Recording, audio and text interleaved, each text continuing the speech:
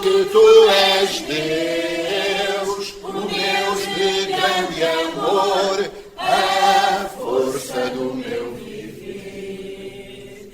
Deus, não vou falhar, pois tu não vais deixar de me fazer sentir o teu poder em mim, sempre só em ti. Eu sei que vou encontrar vitória, paz e amor, certezas do meu viver. Se me cercam as trevas, se me procura a dor, e quando vacila a fé, és o amigo meu. Pai, logo me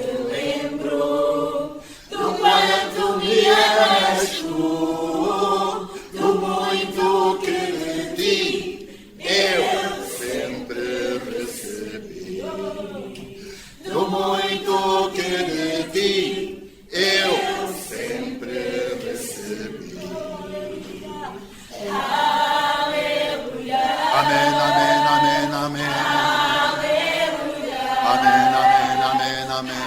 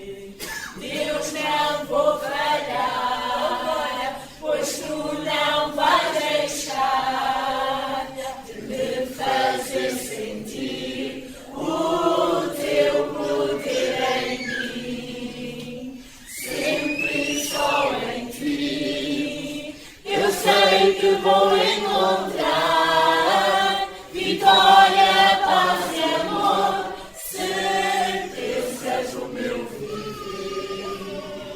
Se me cercam as trevas, se me procura a dor, e quando vacila a fé, és o amigo meu. Pai, logo me lembro do quanto me amas tu, do muito que de ti eu sempre recebi. Do muito que de ti eu sempre recebi. Aleluia. Amém, amém, amém, amém. Aleluia. Amém, amém, amém, amém.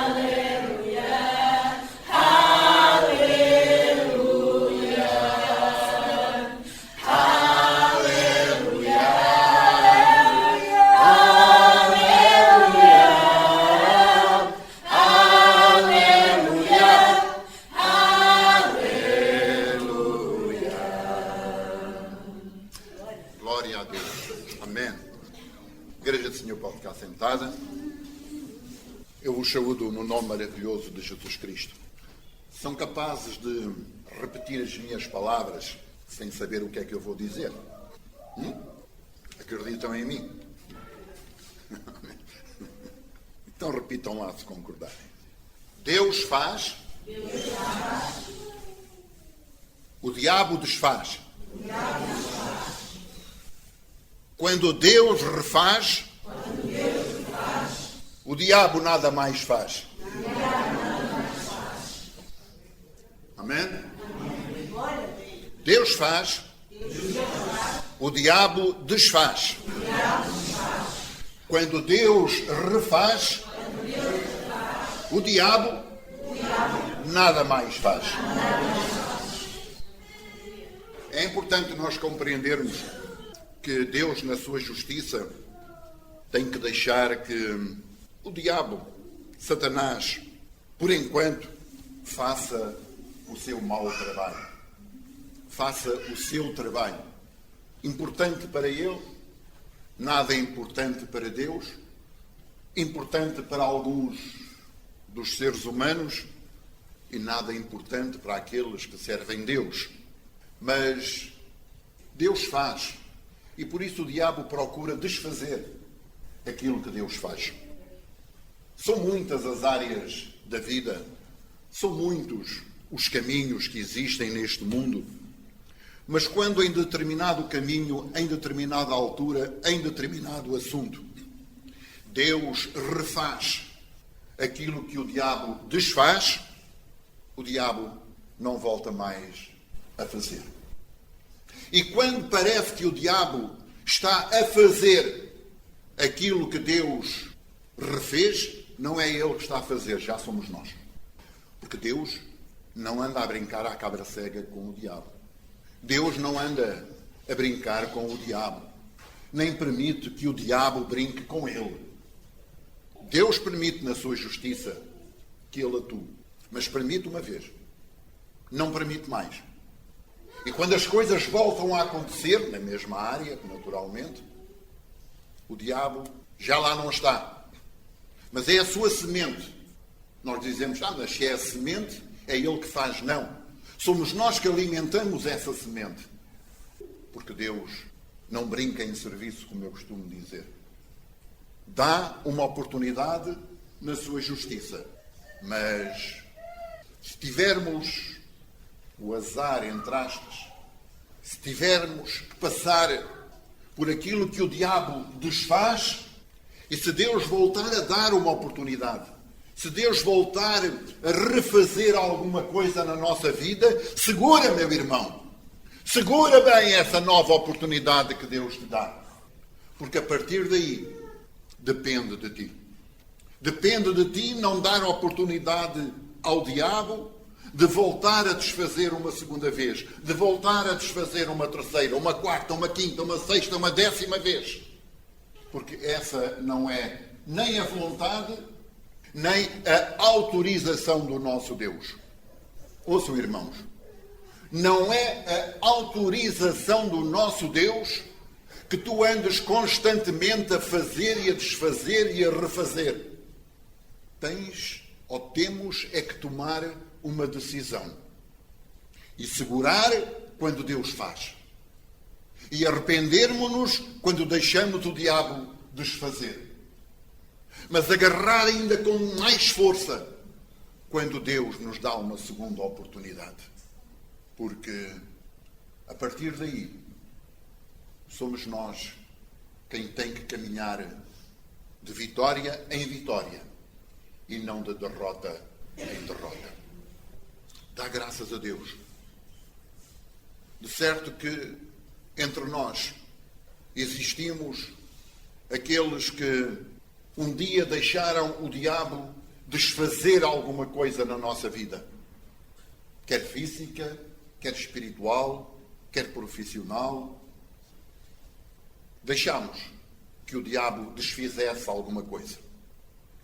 Mas graças a Deus, porque podemos ver com os nossos olhos espirituais e ver fisicamente que mesmo que quando o diabo desfaz, Deus tem o poder de refazer. Deus refaz. Mas não brinques, nem com o diabo, nem com Deus. Porque Deus não passa o tempo a brincar com o diabo ao fazer e ao desfazer. É por teu amor que Ele refaz. E é pelo teu amor que deves ter a Deus que não deves permitir que o diabo continue a desfazer hoje, amanhã e depois aquilo que de bom Deus te dá, aquilo que de bom Deus coloca na tua vida. Não deixes o diabo, não deixes que o diabo brinque contigo. Tu não és já um ser humano qualquer. Tu és um filho e uma filha de Deus. Não foste chamado para seres vencedor hoje e um derrotado amanhã. O facto de muitas das vezes caminharmos em fraqueza não significa que sejamos derrotados. Mas são momentos, são situações onde nós glorificamos Deus. Porque onde parece que somos fracos, por vezes, Deus nos torna mais fortes ainda. Mas, se somos algo de valioso nas mãos de Deus, isso não significa que brinquemos com Ele e nem sequer que brinquemos com o diabo. E assim como o diabo não brinca com Deus, e Deus não anda na brincadeira com o diabo, a fazer hoje, a refazer amanhã e a voltar a fazer e a voltar a refazer, porque não é esse o plano de Deus. Também nós devemos ter o cuidado de reconhecer o que Deus faz na nossa vida, de reconhecer o que Deus já refez na nossa vida, de reconhecer o que Deus já refez na nossa vida.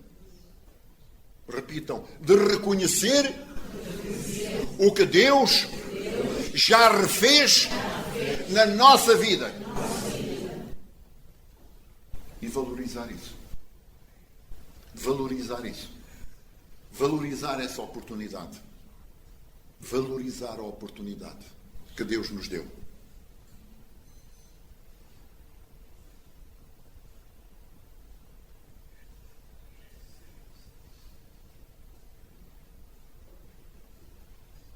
Que neste momento de silêncio, o Espírito Santo de Deus possa falar ao teu espírito. Ser muito grata a Deus. Ser muito grato a Deus por todas as oportunidades que Ele já te deu. Repete as minhas palavras. Eu te agradeço, Deus, por todas as oportunidades que Tu já me deste. Ajuda-me a ser forte para ser um vencedor.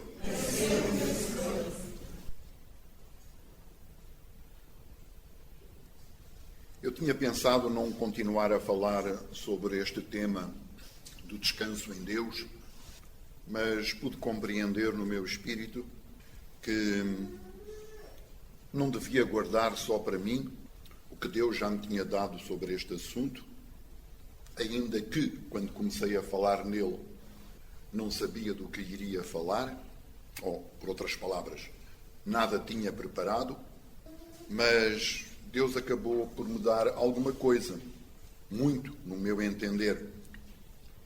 E, portanto, pude compreender no meu espírito que não devia deixar de falar em mais alguns pontos, em mais alguns temas, em mais alguns versículos, em mais algumas passagens que Deus já me tinha dado. Irmãos e irmãs, todos nós, cada um de nós, tem um pouco do ministério de profeta. Porque profeta não é só aquele que prevê coisas para o futuro. Profeta é aquele que fala em nome de Deus. E a Bíblia diz que, está em Hebreus 14, 2 ou 3, diz que profeta é aquele que fala em nome de Deus, edificando, exortando e consolando. Ora, nós podemos não ter grandes revelações quanto ao que Deus quer fazer. Mas todos nós temos, porque somos cristãos e cristãs, porque somos discípulos e discípulas de Jesus, todos nós temos a capacidade espiritual de edificar os outros, de exortar os outros e de consolar os outros. Ou não temos? Não é essa a nossa obrigação? Edificar, exortar, consolar? Não é preciso ser profeta para usar estas três áreas, estas três oportunidades que Deus nos dá para abençoar os outros. É certo que há uma diferença entre o profeta e o pregador. Qual é a diferença? A diferença é que o pregador estuda uma mensagem, prepara uma mensagem, pede a orientação do Espírito Santo e anuncia aquela mensagem que preparou, aquela mensagem que foi retirada da Bíblia, aquela mensagem que está de acordo com a palavra de Deus. É o pregador. O profeta é um pregador, mas recebe a palavra diretamente de Deus. Deus diz, fala isto. E o profeta fala aquilo que Deus disse para falar. Tanto um caso como o outro é de Deus. Mas, uma das vezes, Deus usa alguém e dá mensagens específicas. E então, quando alguém dá essas mensagens específicas, não está a ser um pregador. Está a ser um profeta, porque está a falar da parte de Deus. Os sacerdotes serviam para levar o povo a Deus, os profetas serviam para trazer Deus ao povo, para trazer a palavra de Deus ao povo. Mas tirando estas duas particularidades de termos visões ou nos ser mostrado coisas do futuro, e tirando aquela pequena, grande situação de ser Deus a dizer-nos o que é que devemos transmitir, nas outras três áreas, que é o da edificação, da exortação e da consolação, todos nós temos que as ter em nós. Não precisamos ser profetas. Não precisas ser profeta, meu irmão, minha irmã, para consolares o teu irmão. Não precisas ser profeta para o edificares espiritualmente. Não precisas ser profeta para exortares o teu irmão, para lhe mostrares que anda no caminho errado e que deve escolher o melhor caminho e que deve escolher a melhor parte. Deus sabe porque é que vos estou a dizer isto e, portanto, é importante nós não nos escudarmos, não nos escondermos atrás do eu não sou pregador, eu não sou profeta, eu não sou isto, eu não sou aquilo, para ficarmos de braços cruzados, acomodados às nossas situações, esperando que outros façam o trabalho de Deus. Essas desculpas não servem no reino de Deus. Essas desculpas não valorizam o Deus que tu tens. Não glorificam o Deus que tu tens. E se não glorificam o Deus que tu tens, põe de lado. Porque podes não ser um grande pregador, ou um pequeno pregador, podes não ser um grande profeta reconhecido, ou um pequeno profeta usado de vez em quando, mas exorta o teu irmão. Edifica o teu irmão. Consola o teu irmão. Muitos precisam de ser ajudados nestas áreas.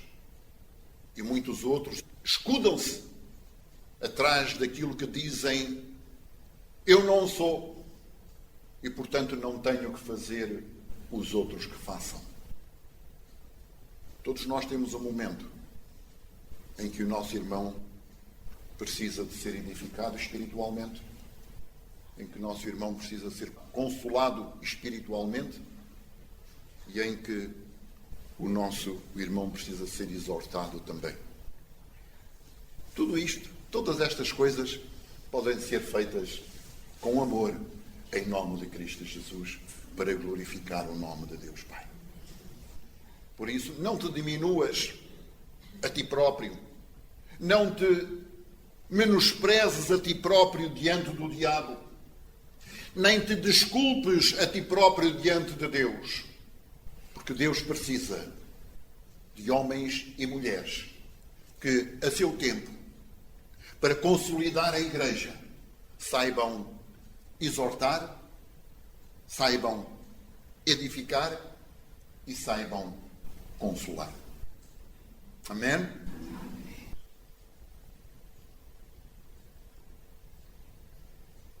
Pus aqui uma pergunta e peço que respondam, nem que seja para o vosso íntimo. Os irmãos acham, e as irmãs, que quando o povo de Israel saiu do Egito, tendo a promessa de que Deus tinha uma terra que emanava leite e mel para eles, os irmãos acham que quando eles saíram do Egito, não acreditavam que iriam entrar nessa terra prometida? Ou acham que eles acreditavam, sincera e verdadeiramente, que Deus os estava a libertar do Egito para os levar verdadeiramente para uma terra prometida, para uma terra glorificada, para uma terra abençoada? Acreditavam ou não acreditavam?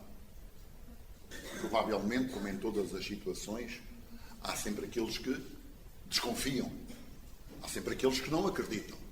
Até porque no meio do povo de Israel, no meio dos escravos, vieram muitos que eram judeus, mas que não eram escravos, que trabalhavam no palácio, provavelmente, mas com medo de serem depois escorraçados ou demitidos, se juntaram com o povo que saiu do Egito. Temos, por exemplo, o caso do Datã. Mas, amados, um caso não são casos, há sempre exceções à regra, e, portanto, eu acredito que 99,9% daqueles escravos, daquele povo que saiu do Egito, acreditava, como nós dizemos em português, piamente, acreditava sem qualquer sombra de dúvidas que iria entrar na terra de Canaã, que iria entrar na terra da possessão, que iria entrar na terra da promessa, que iria chegar à terra que Deus prometera a Abraão. Ou não? Eu acho que sim. Sabem, porque está na Bíblia. Também não sei as coisas de cor e salteado. Está na Bíblia. Quantos só homens com mais de 20 anos para cima saíram do Egito? Diz a Bíblia, em Números, que foram 603.550 homens de 20 anos para cima.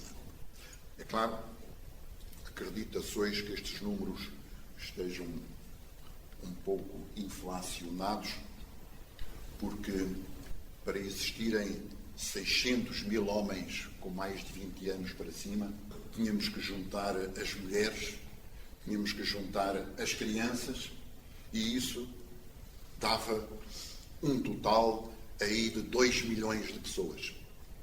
Só homens eram quase 1 milhão, mulheres com jovens, rapazes e raparigas com menos de 20 anos, e ainda as crianças, de certeza que chegariam aos 2 milhões de pessoas.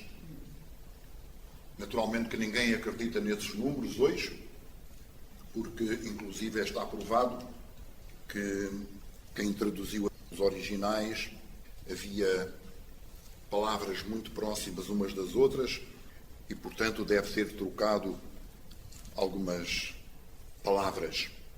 Mas para nós isso não está em causa. Não estou aqui para discutir quantos ao certo é que saíram do Egito, ou se houve ou não houve algum engano. A Bíblia diz que saíram 603.550 homens com mais de 20 anos para cima. Para além de 22 mil levitas. Portanto, os levitas foram contados de uma maneira diferente. Enquanto os homens foram contados das outras tribos acima dos 20 anos, os levitas foram contados com mais de um mês de idade. Deus sabe o porquê. Talvez por serem consagrados logo à nascença, enquanto os outros tivessem que atingir a maior idade para escolher a melhor parte. Mas não sei, a Bíblia não diz. Posto isto, encontramos este número, 625.550 pessoas que saíram do Egito. Os irmãos acreditam, e eu também, todas estas pessoas, 650, mais 650 mulheres, mais 300 e tal mil jovens e crianças, que acreditavam que entrariam na terra da promessa. E eu pergunto, destes que saíram do Egito, quantos é que entraram na terra da promessa? Quantos é que chegaram à terra prometida a Abraão? 2. Só 2 pessoas entraram na terra prometida. E os 2 que entraram foram, como nós sabemos, Josué e o seu irmão Caleb. Mas depois eu fui ver se a Bíblia me dizia quantos é que tinham saído do Egito. Fui ver quantos é que entraram na terra da promessa. Eu gosto de fazer estas comparações. E então vi que dos levitas tinham saído 22 mil e entraram 23 mil. Entraram mais 1000 levitas do que aqueles que saíram do Egito. Não os mesmos, atenção, mas os seus filhos. Porque dos 22 mil levitas que saíram do Egito, ninguém entrou na terra prometida. Foram os seus filhos. E então, dentre os filhos dos levitas que entraram na terra do Egito, entraram mais 1000 do que aqueles que saíram. E das outras tribos? Das outras tribos entraram 601.730 pessoas. O que significa que, se juntarmos os que entraram e analisarmos com os que saíram, significa que entraram apenas menos 820 pessoas. Provavelmente, com algum engano de tradução, entrou na terra de Canaã o mesmo número de pessoas que saiu da terra do Egito. Em 600 e tal mil pessoas, há apenas uma diferença de 820 pessoas. Onde eu acredito que, se as coisas fossem bem traduzidas, o número de pessoas que entraram em Canaã terá sido o mesmo número daquelas que saíram do Egito. Uma diferença destas em 650 mil não é nada. Mas estejam os números certos ou não estejam, a verdade é que só 2 pessoas entraram na terra de Canaã. 2 únicas pessoas das que saíram do Egito. O que significa que foram substituídos pelos seus filhos. Eram o mesmo povo, mas não as mesmas pessoas.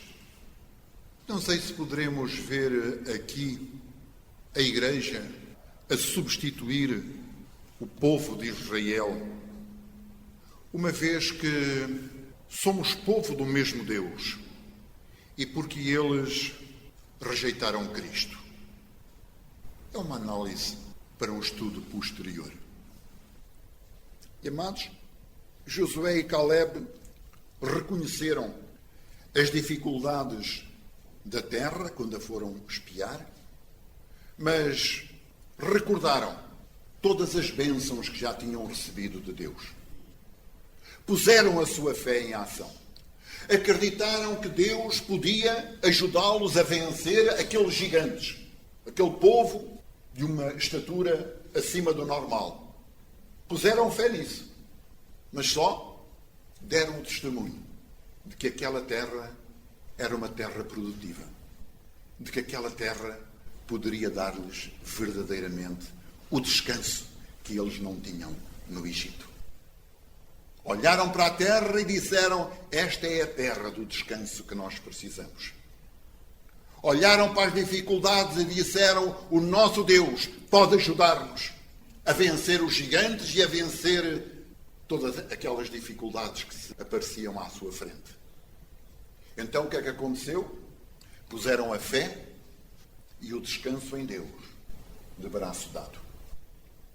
E é isso que eu queria vos dizer esta manhã. É que a fé e o descanso em Deus, podendo não parecer, é como um casal que anda de braço dado porque se entende muito bem. Não se pode compreender fé sem acreditar que há um descanso prometido para nós. Não podemos acreditar que há um descanso prometido para nós se não pusermos a fé em ação. Dizermos que temos fé e não acreditarmos que há um descanso prometido para nós, a nossa fé não está de acordo com a palavra de Deus. A promessa foi dada àquele povo. O povo em si entrou na terra prometida. Mas 650 mil homens acima dos 20 anos, contando com os levitas acima de 1 mês de idade, não entraram na terra de Canaã. A Bíblia não nos diz quantas mulheres entraram. A Bíblia não nos diz que as mulheres foram tão castigadas como foram os homens. Não nos diz. Agora, uma coisa eu sei, é que a fé que podemos ter na palavra de Deus leva-nos a acreditar que há um lugar de descanso prometido para cada um de nós. E como em Hebreus faz a referência, a pergunta foi feita. E a pergunta é feita. E está no livro de Hebreus. E está nos Salmos. Quando se pergunta porque é que aqueles 650 e tal mil não entraram na terra prometida, não entraram na terra de Canaã, e só 2 pessoas desses milhares é que entraram na terra de Canaã. E diz-nos a Bíblia que por causa da sua desobediência. Foram desobedientes. Quase que podemos dizer que ao fim de 15 dias estavam prontos para entrar na terra de Canaã. Mas duvidaram de tal maneira do poder de Deus que tiveram que voltar para trás e vaguear pelo deserto durante 40 anos. Por causa da desobediência. E na própria Bíblia, e eu fui à procura, o próprio Deus diz que aquele povo me desobedeceu por 10 vezes. Aquele povo murmurou contra mim por 10 vezes. Esta afirmação do próprio Deus está em Números 14, 22. A altura em que o povo foi condenado a vaguear por 40 anos pelo deserto. Eu fui à procura dessas 10 vezes. Eu fui ver as 2 primeiras murmurações aconteceram quando ainda estavam no Egito. E a terceira, quando estavam junto ao Mar Vermelho. Ainda não tinham entrado no deserto e já se revoltavam contra Moisés, porque viram os carros de Faraó e murmuraram contra Moisés e Arão e disseram: mais valia que tivéssemos morrido no Egito a ficarmos agora sepultados aqui à beira do Mar Vermelho. Mas ainda não tinham entrado e já estavam a murmurar. Depois da primeira murmuração, primeira no deserto, mas já a quarta na contagem de Deus. Foi quando lhes faltou água em Mara. E Deus solucionou dizendo para pegarem determinado ramo de uma planta e o lançasse sobre a água, porque diziam que a água estava contaminada, que a água estava envenenada, e aquele ato de obediência de Moisés fez com que a água ficasse sanada, sem qualquer problema para ser bebido. Na quinta murmuração, sentiram a falta da carne e do pão do Egito. E Deus mandou-lhes codornizes e mandou-lhes o maná. Depois, em Massá, voltou a faltar-lhes água. E Deus disse a Moisés: este povo murmurador nunca mais aprende a confiar em mim. Que, amados, nós temos cantado aqui, temos dito que louvamos a Deus, nós nos alegramos em louvar a Deus. Mas louvar a Deus, outra coisa não é senão reconhecer as suas obras em nosso favor. Isso é que é louvar a Deus. Louvar a Deus não é só cantar. Louvar a Deus é reconhecer aquilo que Ele já fez por nós. E este povo que saiu do Egito viu perfeitamente as obras maravilhosas que Deus fez para os libertar. Mas agora era o problema da água. Não acreditaram que Deus pudesse dar água àqueles milhares de pessoas. E então Deus disse a Moisés: bate com a tua vara naquela rocha e a rocha vai dar-vos água. E Moisés bateu com a sua vara na rocha e da rocha saiu água para todo o povo e para todos os animais que os acompanhavam. Mas depois, só porque Moisés já estava há 40 dias no monte, em comunhão com Deus, murmuraram e disseram que o melhor era voltar a adorar um dos deuses do Egito. E então serviram-se do ouro, das ofertas que o próprio povo egípcio lhes ofereceu, porque os queria ver longe do Egito. Então fizeram um bezerro de ouro para adorar. Diz a Bíblia que se divertiram imenso nas suas bebedeiras e nas suas emoções. A oitava murmuração aconteceu porque estavam simplesmente insatisfeitos, descontentes, cansados daquela peregrinação.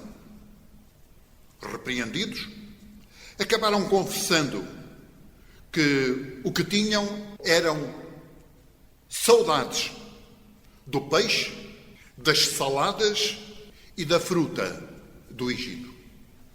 Quando eram escravos não tinham nada, mas depois já diziam que tinham tudo.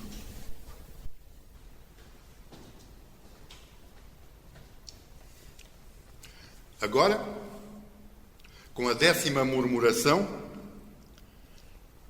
extravasou a tolerância de Deus. Ao cabo de 40 dias, voltaram os que haviam ido reconhecer a terra prometida. Um de cada tribo. Pois só Josué e Caleb não se deixaram intimidar. Os restantes 10 conseguiram virar todo o povo contra Moisés e Arão e contra Deus. Tais foram as palavras negativas que conseguiram transmitir. O povo deixou-se vencer pelo medo de entrar na terra que Deus lhes prometera.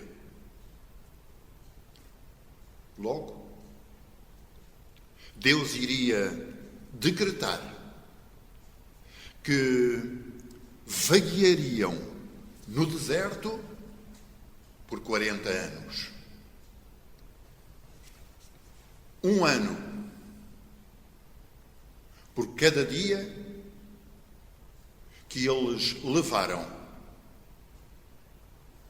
a espiar a terra prometida.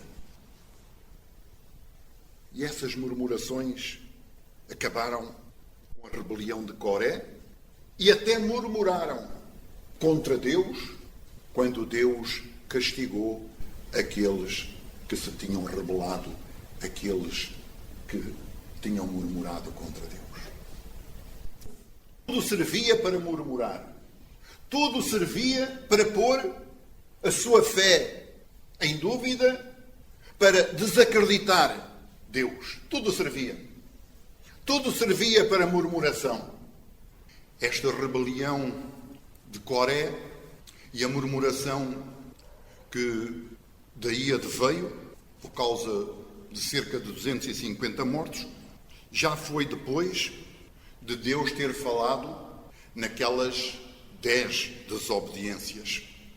Mas ainda iriam acontecer mais outras 3. E a 13ª murmuração, novamente por causa da falta de água. E foi aí que Moisés acabou por pecar. Porque da primeira vez Deus disse: bate com a tua vara na rocha para que saia a água, e a água saiu. Mas agora Deus disse-lhe: Moisés, fala para a rocha, dá ordem à rocha para que vos dê água. Mas Moisés, um homem humilde e manso, extravasou e, em vez de fazer o que Deus disse e ordenar à rocha que desse água, pegou na sua vara e fez o que fizera da primeira vez. Bateu na rocha, porque estava irado contra o povo e estava cansado de liderar um povo que não reconhecia Deus. Antes de bater na rocha, Moisés ainda perguntou: será que faremos sair água desta rocha?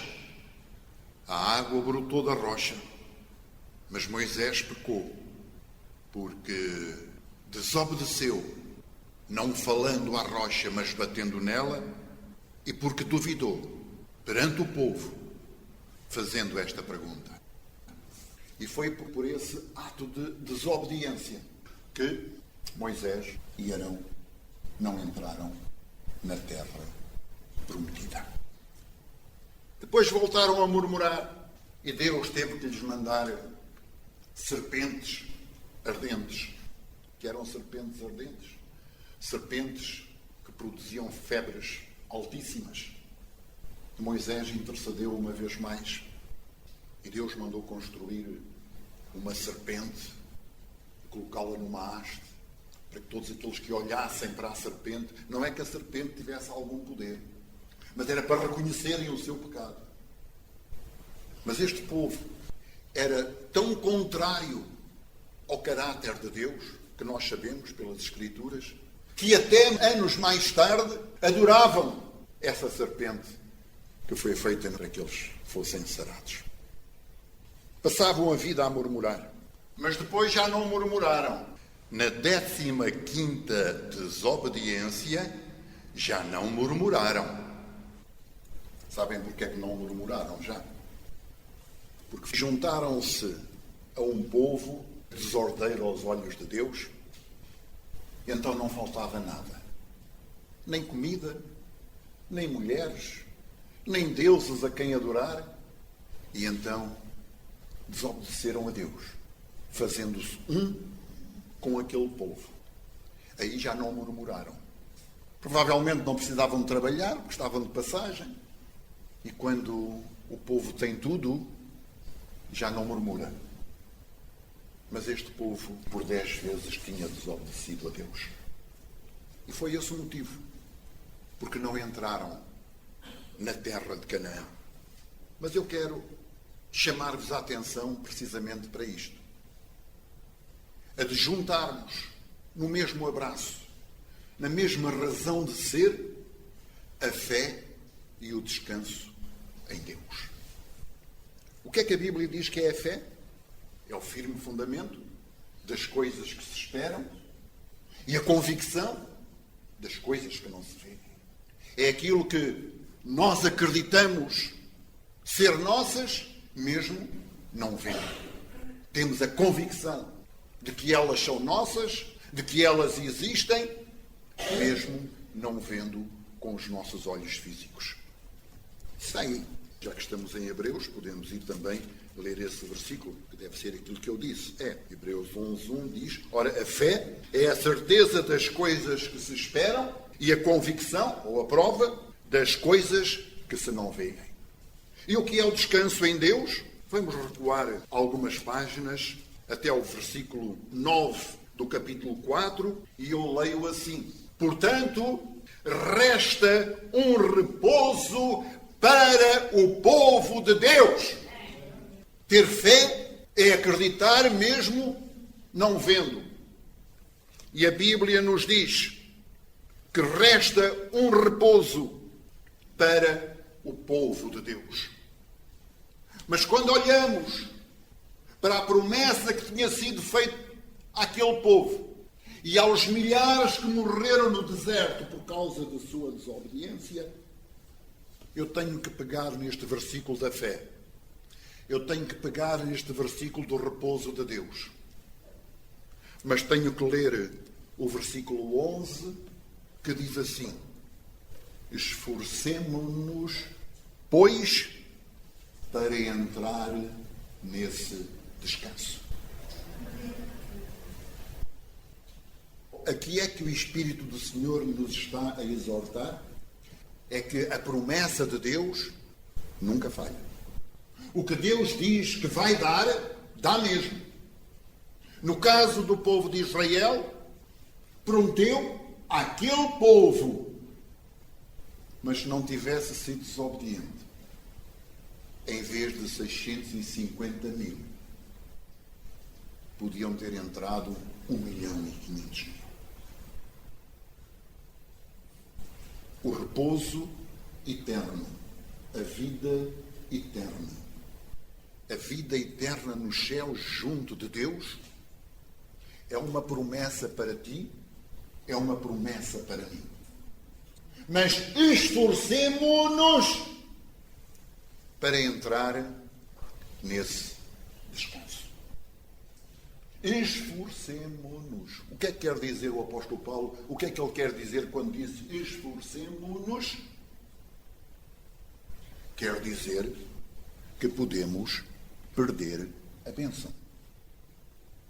Quer dizer que a promessa de Deus existe, mas nós podemos não ser dignos dessa promessa. E se formos desobedientes como foi o povo de Israel, vai haver um povo que vai entrar, mas se calhar nós não fazemos parte desse povo que vai entrar. Esforcemo-nos para entrar no repouso de Deus. Mas o que é que deu ao pastor agora por falar no repouso de Deus? Por falar na eternidade? Nem eu sei. Mas eu quero vos dizer que Jesus Cristo não está tão longe de voltar para levar a sua igreja quanto tu pensas. Eu acredito, como já analisei aqui em pormenor, que nós estamos no milénio em que Cristo vai voltar. De Adão a Abraão foram 2000 anos, de Abraão a Jesus foram 2000 anos, e quando Jesus falou na parábola do bom samaritano, o que é que Jesus disse? Olha, cuida dele, estão aqui 2 denários. Um denário era o salário de um dia de trabalho. E um dia para Deus são como 1000 anos, e 1000 anos como um dia. Estão aqui 2 denários. Cuida dele por 2 dias. Cuida dele por 2000 anos. Porque ao terceiro dia eu voltarei e pagar-te-ei a diferença. E eu acredito que os 2000 anos já passaram. Os 2 denários deram para pagar a despesa da hospedaria daquele homem que fora assaltado e fora ferido. Eu acredito que Jesus está às portas neste milénio para pagar o que falta pelo bem que foi feito à Igreja, pelo tratamento da Igreja. E o que é que falta pagar? Qual é o terceiro denário de Jesus? É vencer a morte. É dar alta àquele homem que foi assaltado e que foi maltratado. Dar-lhe alta. Mas para isso, Jesus tinha que cumprir, tinha que dar o terceiro denário. E o terceiro denário, o cumprimento que Jesus era a fazer, era libertar a sua Igreja da morte eterna. Porque os que estiverem vivos serão arrebatados. E os que estiverem mortos ressuscitarão para ser arrebatados juntamente com aqueles que estiverem vivos. É o pagamento do último denário da parte de Jesus. Agora, amados, é preciso nós compreendermos. Nós falamos em fé. Todos os dias falamos em fé. E agora, se calhar, até vamos começar, e Deus queira que sim, a orar para que sejamos dignos de entrar no descanso de Deus. No descanso que Cristo nos preparou. Porque também está aí um versículo, está mesmo, também em Hebreus 9,15. Vejam este versículo. Por isso mesmo, Ele, Jesus, é o mediador de uma nova aliança, a fim de que, intervindo a morte para a remissão das transgressões que havia sobre a primeira aliança, agora vejam, referente a nós, recebam a promessa da eterna herança, aqueles que têm sido chamados. Quem é o povo que foi chamado? É a Igreja. Somos nós. Qual foi o povo que foi chamado para chegar à terra de Canaã?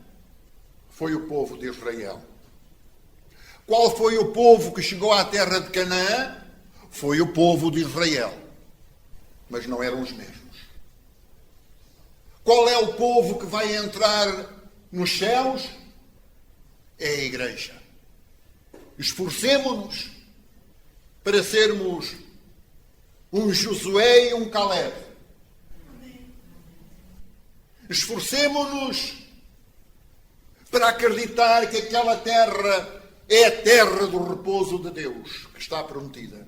Está aqui escrito em Hebreus 9,15. Fomos chamados para ter direito à eterna herança.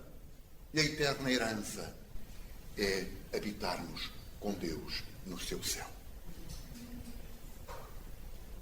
Mas procuremos, esforcemo-nos para entrar.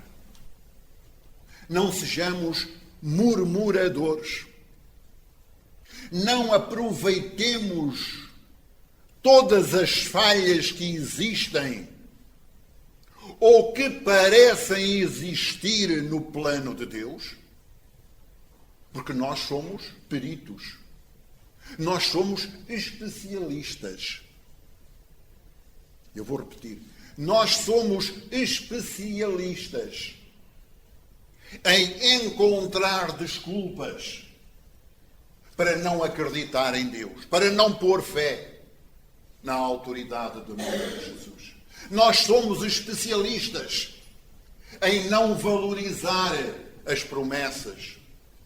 Porque aquele povo, faltava água. O que é que aquele povo devia ter dito?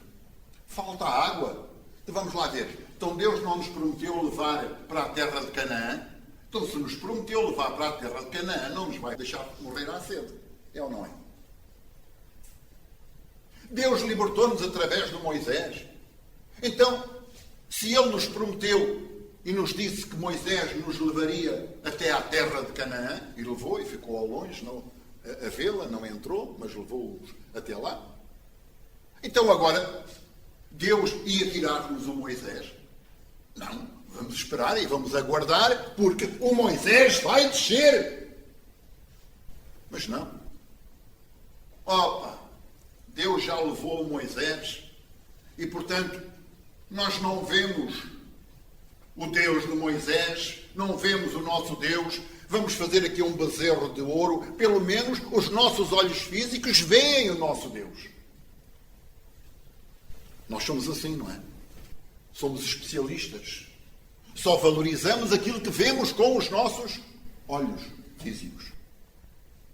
Mas, amados, Jesus é o mediador de uma nova aliança. Para pormos fé de que a promessa da nova aliança é esta, para que todo aquele que nele crê não pereça, mas tenha a vida eterna. É a vida de Deus. A vida que nós temos, irmãos, foi-nos dada por Deus. Passa de pais e de mães para filhos. Somos gerados uns dos outros. Mas só Deus, Pai, era dono da vida. Está escrito. E Deus, Pai, abriu uma exceção. Está escrito em João. E deu ao Filho também a capacidade de ter vida em si mesmo e de dar vida.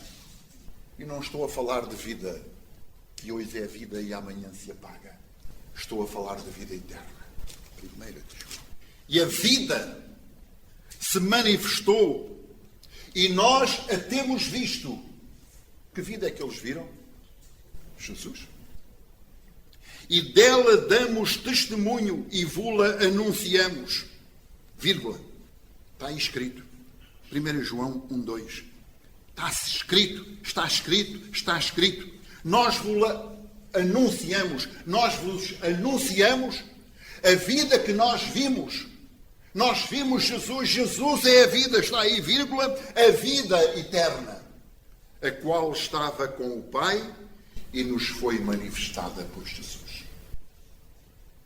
Por isso, amados, mas nós fraquejamos na nossa fé e nesta certeza de que há um descanso prometido para nós, porque não valorizamos aquilo que Jesus conseguiu fazer por nós. Se temos hoje direito à vida eterna, é porque o Pai deu vida a Jesus e Jesus deu a sua vida física para que nós alcancemos a vida espiritual. A vida que estava no Pai nos foi manifestada por Jesus Cristo. Nós não valorizamos. Não nos passa pela cabeça o que é que se passou no mundo espiritual quando Jesus venceu. Mas neste caso, como é que Jesus foi mostrado às hostes espirituais da maldade que ele era Senhor e tinha vencido? Está escrito.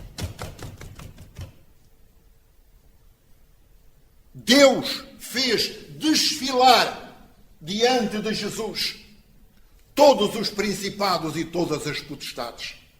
E se lermos com atenção, eu sei que o apóstolo Paulo estava a tentar fazer uma comparação com um general que vence uma grande batalha e subjuga os outros exércitos. O que é que era costume fazer? Primeiro, era despromover os generais, os capitães e todos aqueles que lideravam os soldados. Arrancar-lhes os galões, tirar-lhes as honrarias, rebaixá-los, humilhá-los. E depois a soldadesca passava diante do vencedor, diante do novo Senhor. Em alguns casos, até desfilavam nus, sem roupa alguma. E a Bíblia diz que foi isso que aconteceu a Jesus. Quando Jesus foi entronizado, todos os principados e potestades e hostes da maldade desfilaram diante de Jesus. Porque Jesus passou a ser Senhor de tudo e de todas as coisas. E ao nome de Jesus, todo o principado, toda a potestade, toda a hoste da maldade reconheceu como Senhor. Está escrito, meus irmãos. Nós não valorizamos estas coisas. Jesus foi o general vencedor. Todo o principado e potestade e hostes da maldade, a quem tinha galões, foram retirados os galões. E todos os espíritos imundos e tudo quanto não pertencia a Deus desfilou, rebaixado, humilhado diante de Jesus, porque Jesus passou a ser Senhor. E é este Jesus que passou a ser Senhor, que nos dá vida, que te dá e que me dá a vida eterna. Para que todo aquele que nele crê não pereça, mas tenha a vida eterna. Amados, se nós valorizássemos o trabalho de Jesus, compreenderíamos este tenha a vida eterna. E não diríamos que é uma coisa que havemos de ter, mas tenha, já temos. Passe a ter, para que passe a ter a vida eterna. E se tu estás em Deus e estás revestido de Cristo Jesus, já estás na vida eterna. Nada te vai separar. Mas tenha a vida eterna. Mas passe a ter a vida eterna.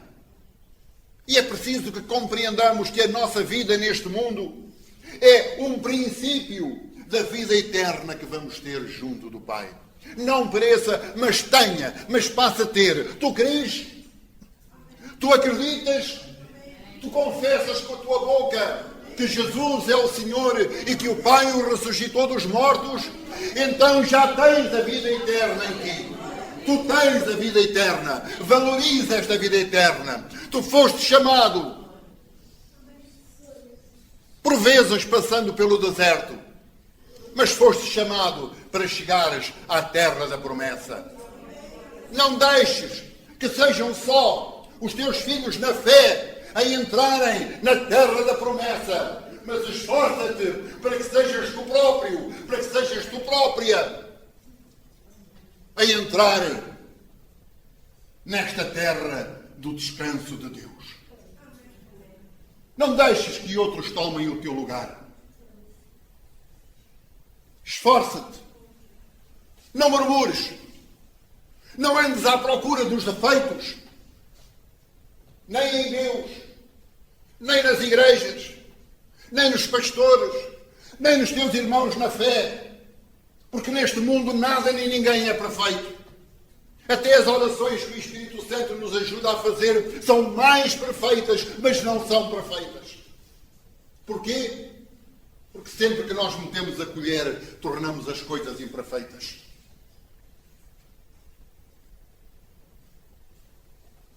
Mas deixa de andares à procura de tudo e de mais alguma coisa para duvidares do poder deste Deus que te prometeu a vida eterna.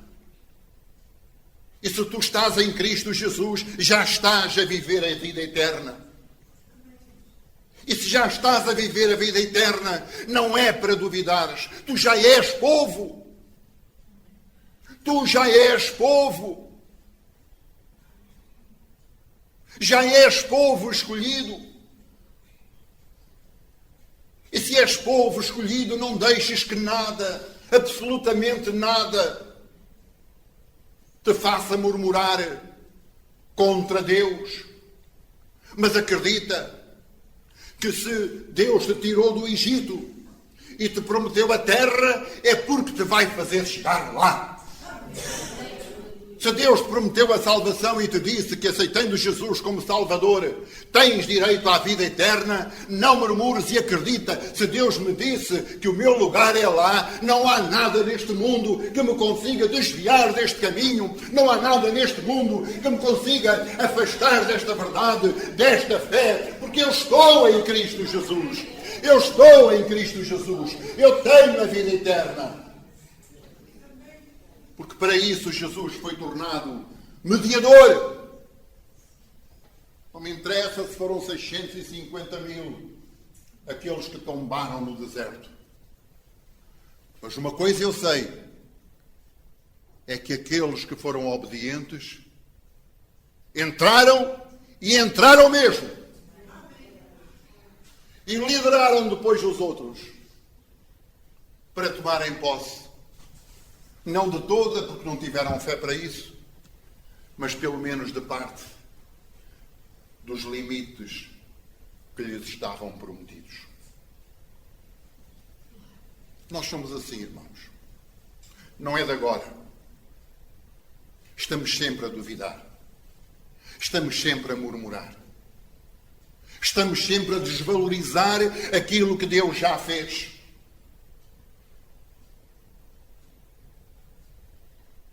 Não queremos valorizar as promessas de Deus. Não é para a igreja em geral, é para cada um de nós em particular.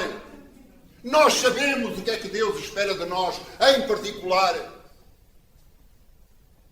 E até espera que sejamos pequenos profetas para edificar, exortar e consolar. Mas nem isso nós queremos fazer. Queremos continuar valorizando a falta da água, a falta das codornizes, a falta da carne do Egito, a falta das saladas do Egito, a falta disto, a falta daquilo. Mas se calhar no Egito passavam fome e grande fome.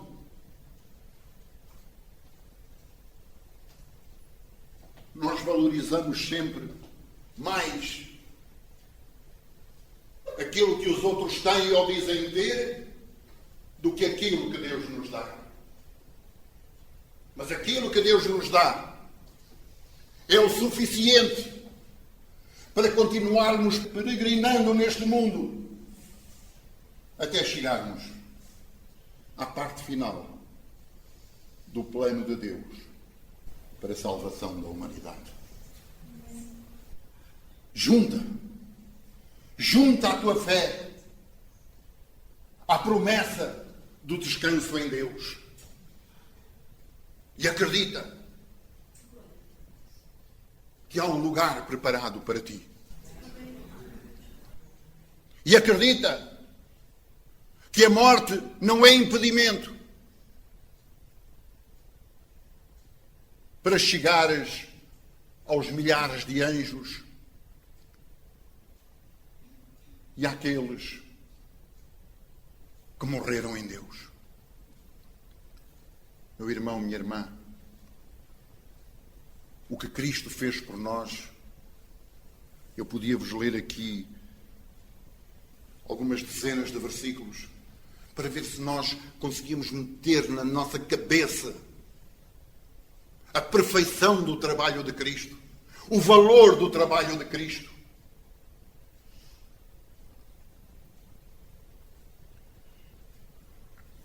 Deixem-me só, eu sei que passam 6 minutos, mas o salmista dizia, e ficam tantos versículos para trás, o salmista dizia: descansa no Senhor e espera nele.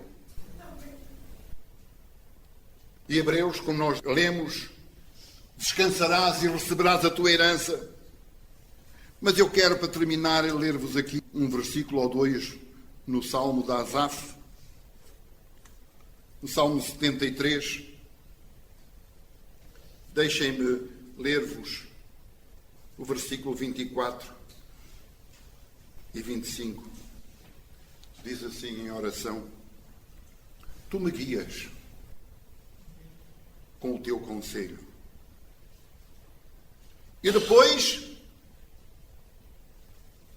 me recebes na glória. Aleluia. Tu guias os meus caminhos, tu guias os meus passos. E depois me recebes na glória. Quem mais tenho eu no céu? Não há outro em quem eu me alegre na terra. Amados, o céu é uma realidade. O repouso em Deus é uma realidade. Só alguém que o criou pode olhar por cada um de nós. E por isso Asaf perguntava: quem tenho eu no céu? Na terra podemos ter muitas soluções, muitas pessoas para nos ajudarem ou para nos explorarem com falsas amizades. Mas aquele que está no céu, aquele que criou o seu céu, aquele que criou o seu repouso, aquele que criou tudo quanto existe, aquele que é o Senhor da vida e deu a Jesus ser também o Senhor da vida, esses dois que juntos resolveram dar-te a vida eterna, esses dois esperam por ti. Quem tenho eu no céu? Quem tenho eu no céu? Alguém aqui na terra que me possa justificar ou que me possa garantir? Alguém aqui na terra me pode garantir, pelas suas capacidades, que me leva para o céu? Ninguém. Mas Jesus garante-te que te leva para o céu. Jesus garante-te que te leva para o repouso que Deus criou no 7º dia para ti. Deus não precisava de criar um descanso para ele, mas no 7º dia da criação, depois de ter criado aquilo que os nossos olhos físicos viam, ou passaram a ver, ou podiam ver, Deus criou uma coisa, um espaço, um lugar de repouso que os nossos olhos não podiam ver. Mas isso que Deus criou no 7º dia da criação, o repouso de Deus, criou-o para mim e criou-o para ti. Amados, esforcemo-nos. Esforcemo-nos por entrar no repouso de Deus. Aleluia, aleluia, aleluia, aleluia, aleluia,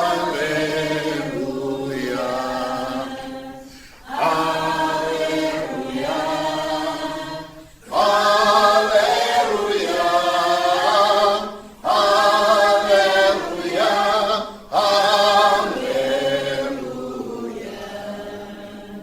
Sim, quero sentir tua vontade em mim, no teu querer andar, é ser um vencedor. Pai, quero mostrar ao mundo que tu és Deus, um Deus de grande amor, a força do meu viver. Deus, não vou falhar. Por quê? Pois tu não vais deixar de me fazer sentir o teu poder em mim. Sempre sei que vou encontrar vitória, paz e amor, certezas do meu viver. Se me cercam as trevas, se me procurar dor, e quando vacila a fé, és o amigo meu. Ai, logo me lembro do quanto me amas tu, do muito que de ti eu sempre recebi, do muito que de ti eu sempre recebi. Amém, amém, amém, amém. Amém, amém, amém, amém.